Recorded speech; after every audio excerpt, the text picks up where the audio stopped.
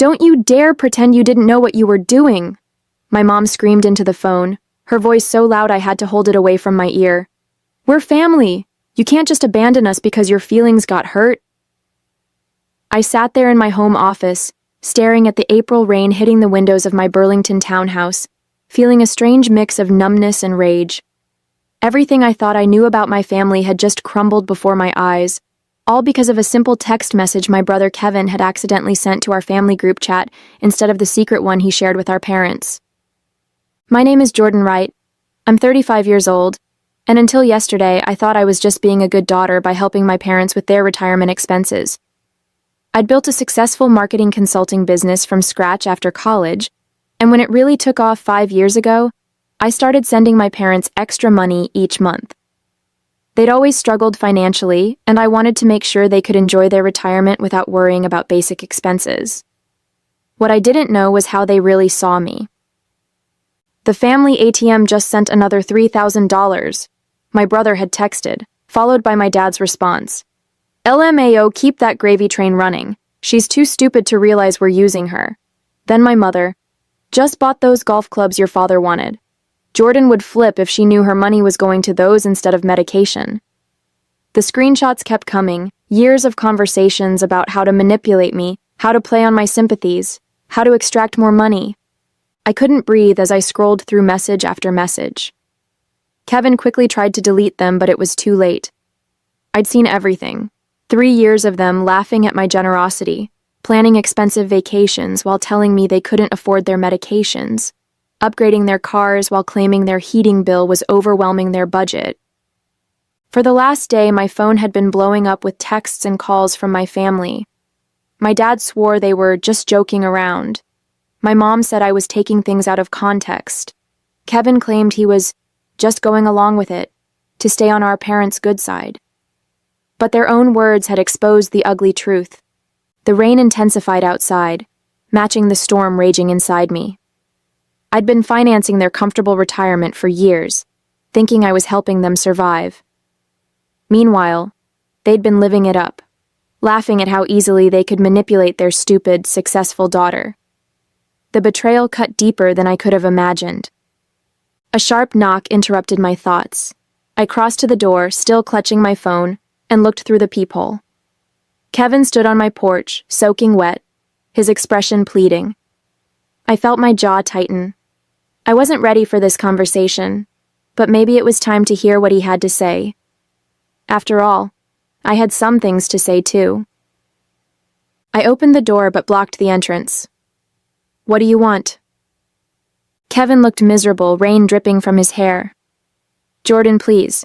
Can I come in? I can explain everything. Explain what? How you've all been laughing at me for years? I held up my phone, the screen still showing one of his texts.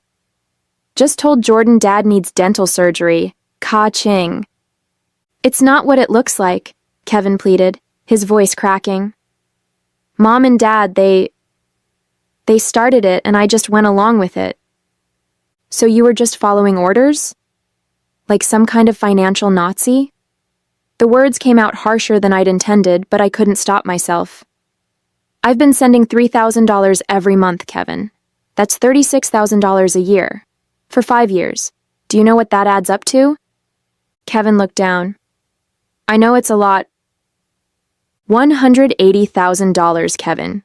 And that doesn't include the extra for Dad's supposed medical expenses or Mom's broken furnace last winter. I felt sick saying the words, remembering how I'd skipped a vacation to send them an extra $5,000 for a furnace that apparently never needed replacing. Look, they took it too far, I know, but they're getting older and they're 65, not 95. Dad's still golfing every weekend with his fancy new clubs that I paid for while thinking he needed medication. I was shouting now, not caring if the neighbors heard. Please, Jordan, they're freaking out. Dad's worried about his heart medication. I laughed bitterly. The medication that doesn't exist? Or the real medicine he actually needs that I've been paying for while you all blow the money on luxury items? Kevin's face crumpled. I messed up. I know that. But they really do need your help now. All those extras. They've gotten used to the lifestyle. They can't afford their mortgage without you. Their mortgage on the lakeside condo they bought last year while telling me they were struggling to pay rent on their modest apartment? I felt a strange calm settling over me. I think you should leave. Jordan, please. Number, I've been Jordan, please, for too long. Now I'm just Jordan. And Jordan is done. After Kevin left, I sank into my couch, my entire body trembling. The screenshots from their group chat played on repeat in my mind. In one, my father had written, "Just told Jordan the roof is leaking. Let's see how much we can squeeze out of her this time." My mother had replied, "She's such a sucker for helping family. I almost feel bad. Almost." Then Kevin, "Maybe we should start a betting pool on how quickly she sends the money." I'd been nothing but an ATM to them, a resource to be drained, a joke. I pulled out my laptop and logged into my banking portal. Every month for the past 5 years, there it was. $3,000 transferred to my parents' joint account, plus all the emergencies, another $40,000 over the years. Dental work that never happened. Car repairs for problems that didn't exist. Medical bills for treatments they never received. And what had I sacrificed? I delayed buying my own home for 2 years to help them with their supposed mortgage troubles. I'd worked 60-hour weeks to afford both my life and theirs. I'd skipped vacations, bought secondhand furniture, and cut corners on my own life to make sure they were comfortable. For what? So they could laugh at me. So they could buy golf clubs and take cruises while I worried if they were eating properly. I opened another tab and logged into the investment account I'd set up for them 3 years ago. My secret plan to surprise them with a supplemental retirement fund when they turned 70. I'd been contributing $1,000 monthly. The balance showed just over $42,000. My finger hovered over the close account button. Number not yet. I needed a clear head for this. I called my best friend Megan, who was also my attorney. "They did what?" She practically screamed when I explained the situation. "I know," I said, my voice hollow. "I've been an idiot." "No, Jordan. You've been kind. They're the ones who should be ashamed." Her voice softened. "What do you want to do?" "I don't know," I admitted. Part of me wants to just cut them off completely. Another part wants to confront them and hear them try to explain themselves. "Before you do anything, we need to review what you've set up for them legally. Are they on any of your accounts, insurance policies, the retirement supplement you mentioned?" I felt a chill. I hadn't even thought about all the ways we were financially entangled. Beyond the monthly transfers and the investment account, I'd added them to my premium health insurance policy as dependents 2 years ago. My father's heart medication, which I now question the existence of, was covered under my plan. They were also beneficiaries on my life insurance policy. I need to untangle all of this, I realized aloud. "One step at a time," Megan counseled. "First, gather all the documentation of what you've given them. Bank statements, texts asking for money, everything. Second, make a list of all financial connections you need to sever. Third, decide if you want to communicate with them about why you're doing this." As I hung up, my phone buzzed with a text from my mother. "Your father is very upset. His blood pressure is through the roof because of your behavior. We need to talk now." Something inside me hardened. The manipulation was still happening even now.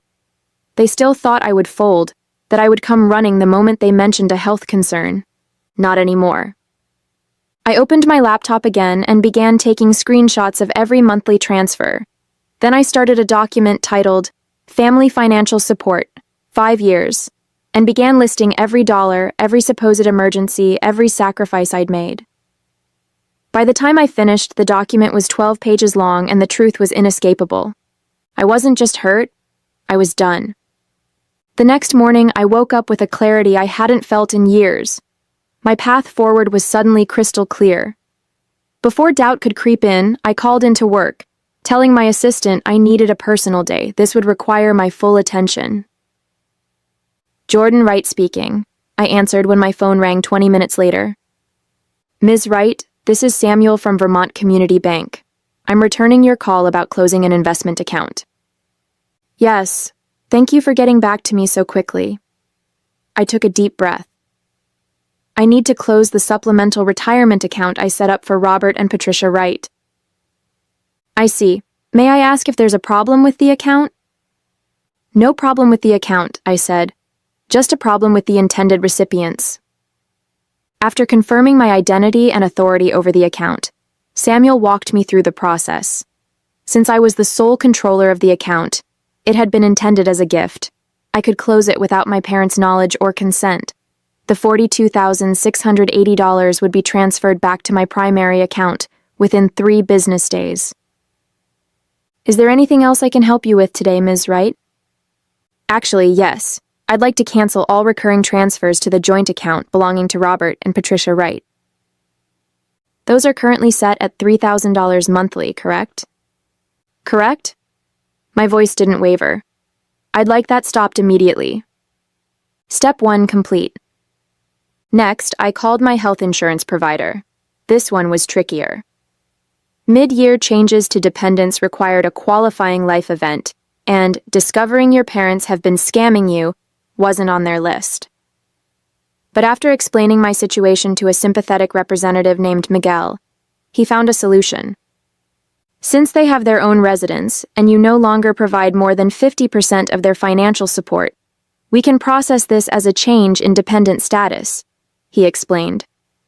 They'll receive notification that they've been removed from your policy effective at the end of the month, which gives them 30 days to find alternative coverage. That's perfect, I said.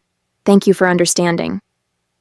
Family situations can be complicated, Miguel said kindly. Been there myself. Step 2 complete. The life insurance policy was the easiest change. A simple online form removed my parents as beneficiaries and replaced them with a local children's charity. By noon, I'd systematically dismantled every financial connection to my family except one, my brother Kevin's student loan, which I'd been paying for the past 3 years. He still had 2 years of payments left at $580 monthly. That one gave me pause. Kevin had participated in the deception, but he'd also seemed genuinely remorseful. Had he been pressured by our parents? Or was he just sorry he got caught? My phone pinged with a text from Kevin. Mom and Dad are freaking out. Dad says his prescription refill was denied at the pharmacy. What did you do? That answered that question. Not a word of apology or understanding, just more pressure to restore the flow of money. I replied, their consequences are not my problem anymore. My phone immediately rang. Kevin. I sent it to voicemail.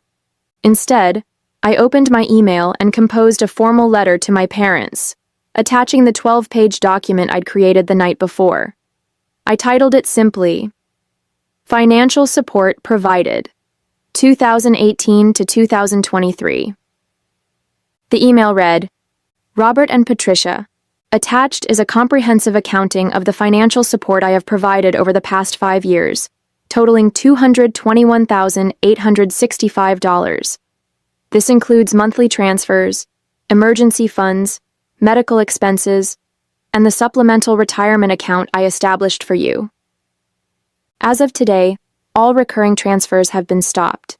You have been removed as dependents from my health insurance policy effective May 31st, and the retirement account has been closed.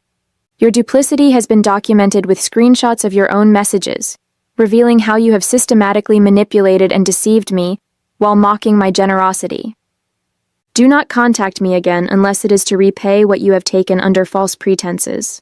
Jordan Wright. I read it over twice, attached the document, and hit send. Step 3 complete. Then I blocked their numbers on my phone, removed them from my social media, and sat back in my chair, exhausted but relieved. For the first time in years, my money was truly my own. I managed 3 days of blessed silence before they found a way around my blocks. The doorbell rang at 8:30 p.m. while I was reviewing client proposals. Through the peephole, I saw my parents and Kevin standing on my porch, their faces a mixture of anger and panic. I didn't open the door. Instead, I called Megan. They're at my house, I whispered. as if they might hear me through the walls. "Do not let them in," she said firmly. "If they don't leave, call the police for trespassing." That feels extreme. Trust me, Jordan. Once they're inside, it'll be much harder to get them out, physically and emotionally. The doorbell rang again, followed by pounding. "Jordan," my father shouted, "we know you're in there. You can't just cut us off without talking to us." I sent a text to Kevin. "I have nothing to say. Please leave or I'll call the police." Through the peephole, I watched Kevin check his phone, show it to my parents, and then have what appeared to be a heated discussion. My mother seemed to be crying, while my father's face had turned an alarming shade of red.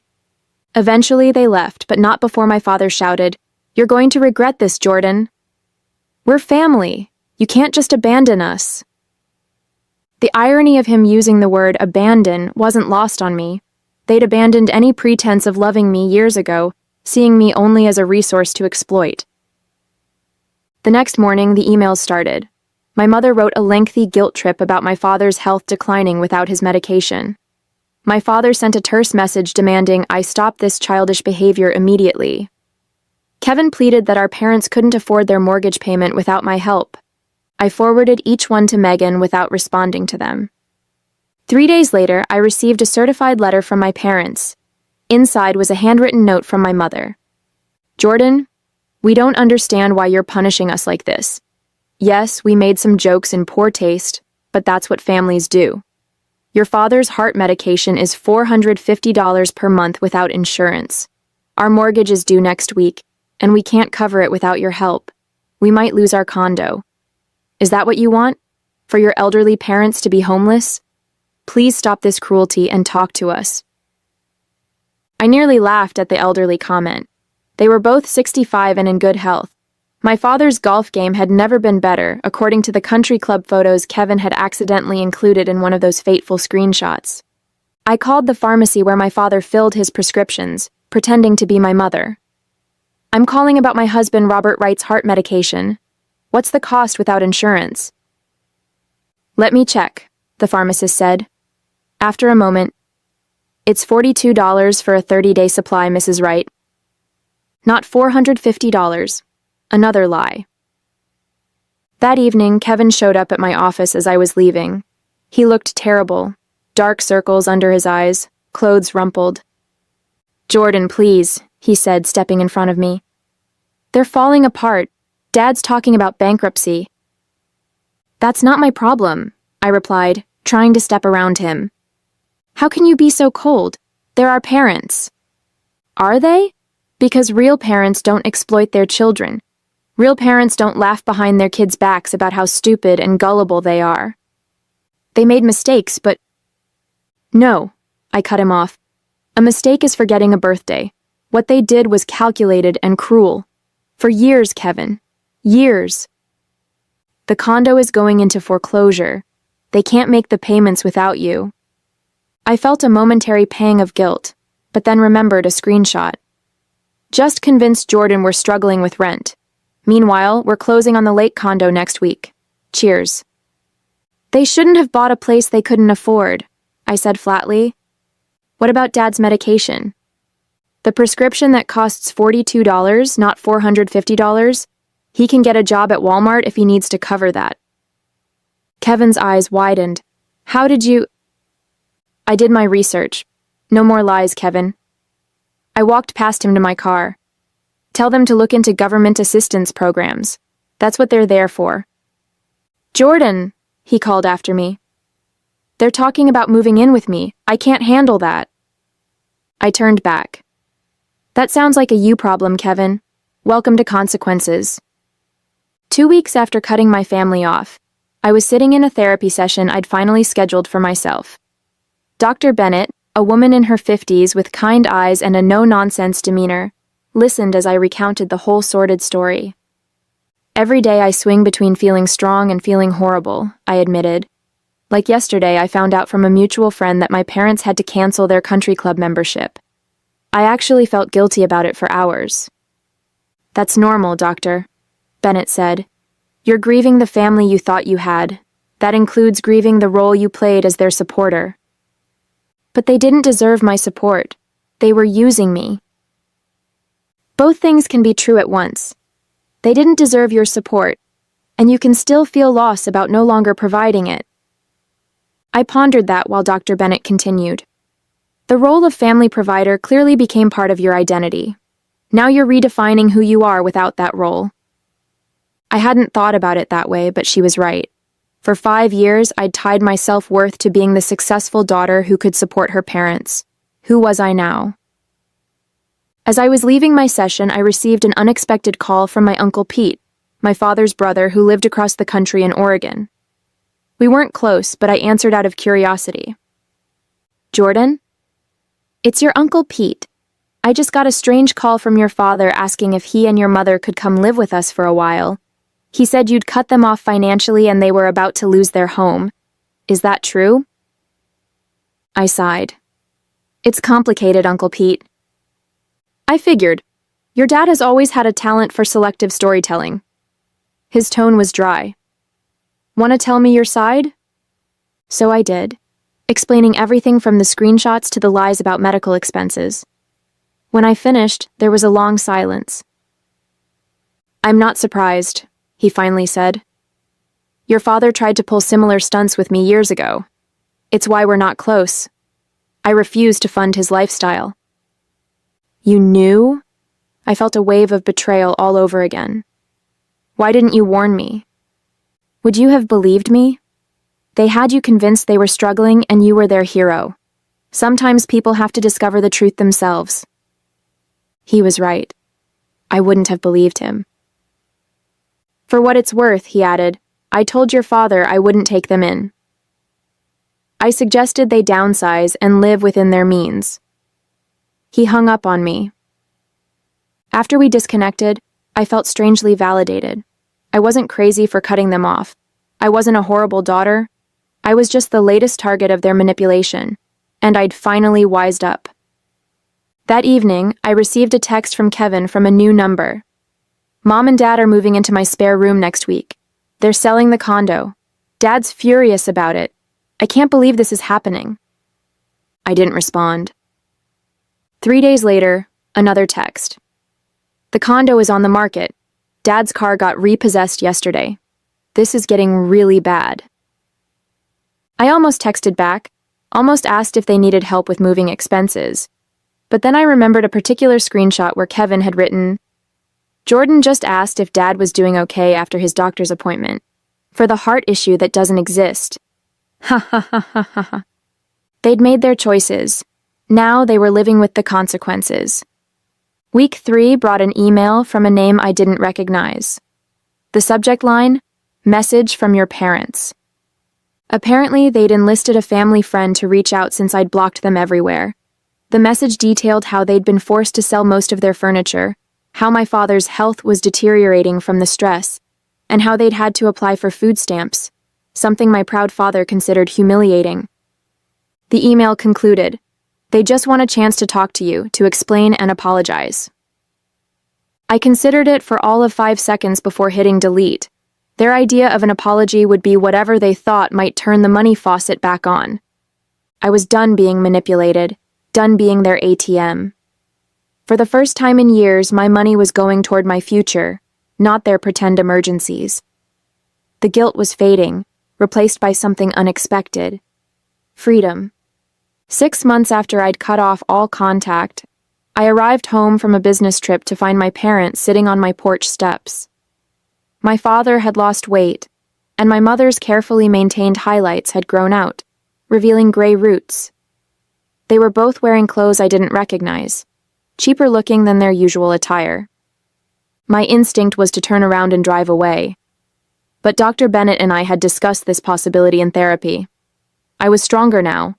I could face them without being manipulated. I parked in the driveway and approached slowly, my heart pounding.